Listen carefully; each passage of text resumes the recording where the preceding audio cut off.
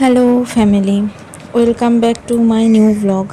কেমন আছেন আপনারা সকলে? আশা করি ঠাকুরের আশীর্বাদে সকলে অনেক ভালো আছেন।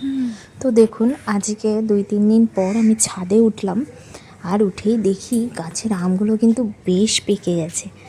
বেশ ভালো লাগছে পাকা আমগুলো দেখতে, আর কিছুটা কিন্তু এখনও বাকি পাকতে। তবে পাখি কিন্তু ঘোরাফেরা করছে, আম কিন্তু পেরে নিতে হবে, নয়তো পাখি সব খেয়ে দিয়ে নেবে।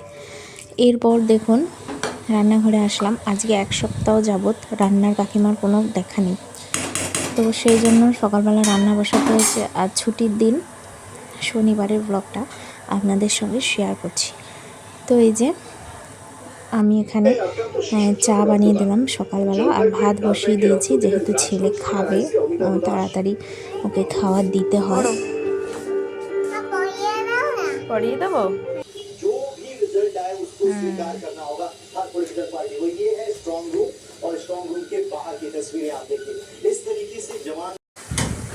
নিরামিষ আজকে, তো এখানে লাউ দিয়ে রুটি দিয়ে সবাই খেয়েছে, আর আমি ভাতই খেয়েছি, লাউ দিয়েই ভাত খেয়েছি। আর সঙ্গে এই যে পটল ভাজা আছে, পটল ভাজাও নিয়ে নিয়েছিলাম এই। আর এই যে আমার হাজব্যান্ডকে আমি দিয়ে দেবো এখন, ওকে লাউ দিয়েই রুটি দিয়ে দেবো। এই গরমকালে লাউটা খাওয়া খুবই দরকার, শরীরের জলেরও পরিমাণটা মেটে, প্লাস পেটটাও ঠান্ডা রাখে। তো সেই জন্য লাউটা দিয়েই রুটিটা দিলাম।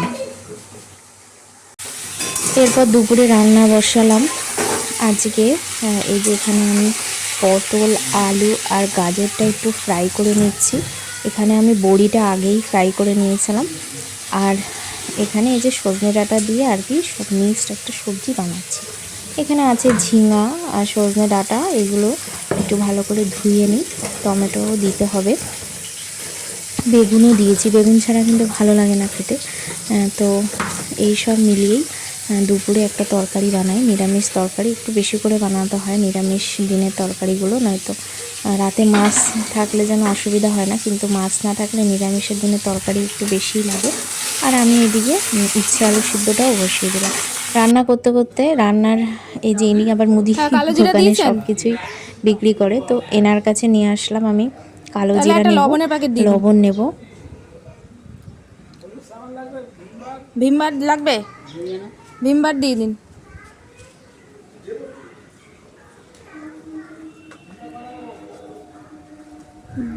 বড় বড় ও এগুলো নেই, 4টে দিয়ে দিন। তো এই যে আমি এখন মশলাটাকে কষাচ্ছি। সজনে ডাঁটাটা কিন্তু এখনও হয়নি, আসলে অনেকটা ভাজাভুজি এগুলো করতে করতেই দেরি হয়ে যায়। তো যাই হোক, মশলাটাকে কষিয়ে একদম হালকা পাতলায় রান্না করব সজনে ডাঁটার ঝোলটা। আর আমি বেশি তেল মশলা একদমই দিই না, আর আর গরম যা পড়েছে, তেল মশলা বেশি খাওয়া উচিত না। তবে এই কদিন একটু ঝড় বৃষ্টি হচ্ছে, তার জন্য ওয়েদারটা কিন্তু ঠান্ডাই আছে। তো যাই হোক, ওইদিকে সজনে ডাঁটার ঝোলটা বসিয়ে আমি জামা কাপড়গুলো ওয়াশিং মেশিনেও দিয়েছিলাম, সেগুলো এখন মেলে দিচ্ছি। আর হাজব্যান্ড এই ছুটিতে আছে, ভোটের ডিউটি করে আসার পর ও 4 দিন ছুটি পাচ্ছে, যেহেতু ডিউটি করেছে তাই ছুটি দিয়েছে ওর অফিস, আর সেই জন্য বাড়িতেই আছে। এমনি শনি রবিবার তো ছুটি, প্লাস শুক্রবার দিনও ছুটি দিয়েছিল। আবার কাউন্টিংয়ের ডিউটি আছে, সেটা করতে যাবে। তো আমি এখানে জামা কাপড়গুলো সব মেলে দিচ্ছি। আর মেঘলা মেঘলা করে আছে, জামা কাপড় কিন্তু বেশি শুকাচ্ছেও না। এরপর দেখুন, আমি রান্না করে তারপর ছেলে এবার স্নান করিয়ে দিয়েছি। আর স্নান করানোর সময় ছেলে আমাকে পুরো ভিজিয়ে দিয়েছে একদম। তো আমি আবার নাইটি চেঞ্জ করে নিয়ে তারপরে আমি এই যে বসলাম, এখনও রান্না কমপ্লিট হয়নি। আর এই যে আইসক্রিম খাচ্ছি। ছেলে আবার কোন ছাড়া খায় না, কিন্তু আমার কর্নেটো একদমই ভালো লাগে না, কিন্তু ছেলের জন্য কর্নেটোই আনতে হয়। ও আবার কর্নেটো ছাড়া খাবেই না, ওর ভালো লাগে না কর্নেটো ছাড়া। তো যাই হোক, আমরা খাচ্ছি। এখন আর কোনো ইয়ে নেই।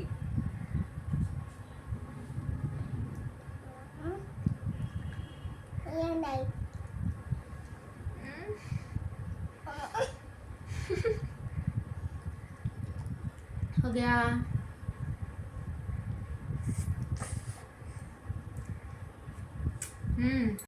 এই যে আমরা এখন দুপুরে ঘুমাবো, আর আমাদের এখানে বৃষ্টি হওয়াতে কিন্তু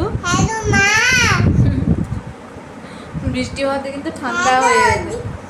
ওর নিজে নিজেই বেড কভার গায়ে দিয়েছে। ও দিম্মাকে ফোন করছে, মাকে মারবে।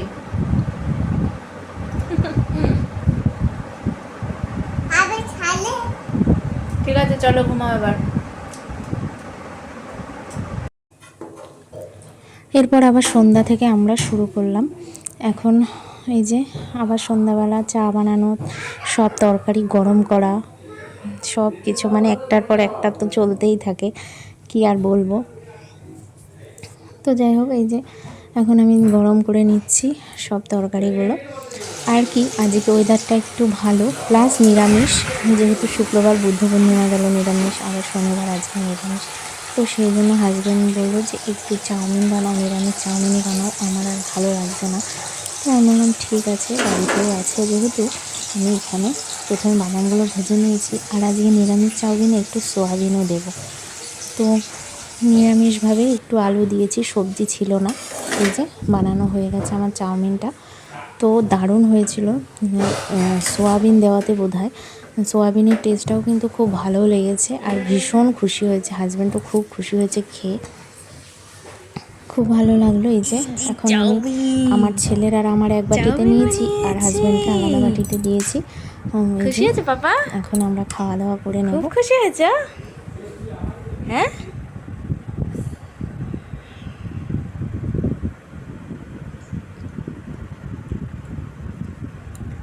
খাও।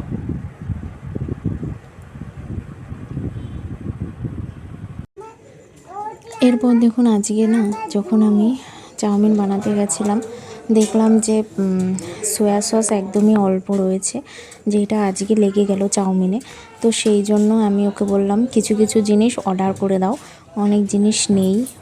তো এখন সব কিছু হাজব্যান্ড অর্ডার করে দিল, আর সঙ্গে সঙ্গে চলে আসছে। তো অর্ডার করলে তো আর একটা জিনিস অর্ডার করলে হয় না, অনেকগুলোই করতে হয়। তো এই যে মাজাও নিয়ে এসেছিল, আরো যা যা এইগুলোই দেখবা সবার হলো। তো বাদাম আমার, তো সোয়া সস,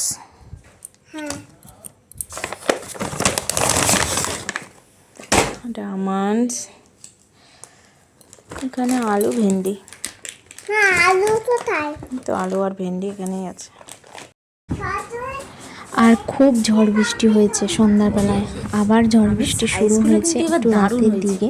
তো দেখুন ছাদে অনেক আম পড়ে গেছে, অনেক আম। তো তারপরে আমরা ভাবলাম যে আর কিছুটা যেগুলো সামনে আছে ওইগুলো তুলে ফেলি, আরও আছে গাছে। একটা ইয়ের মধ্যে এই কটা আম ছাদ থেকে তুলে নিয়ে আসলাম, আর কিছুটা নিচে পড়েছিল সেইগুলো ফেলে রাখতে হবে, নয়তো কোনটা পেকেছে কোনটা পাকেনি কি করে বুঝবো, বুঝলা?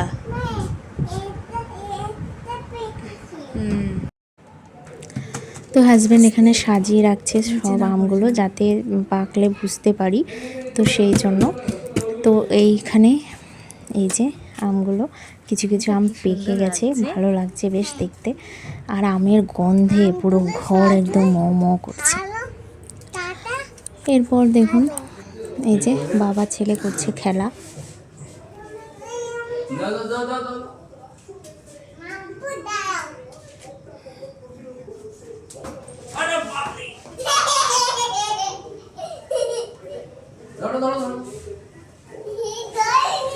তো যাই হোক, আজকের ভিডিওটা এই পর্যন্তই। আপনাদের কেমন লাগলো কমেন্টস করতে ভুলবেন না। নতুন যারা আসছেন আমার চ্যানেলে অবশ্যই সাবস্ক্রাইব করে রাখবেন। দেখা হবে নেক্সট ব্লগে। এখন টাটা।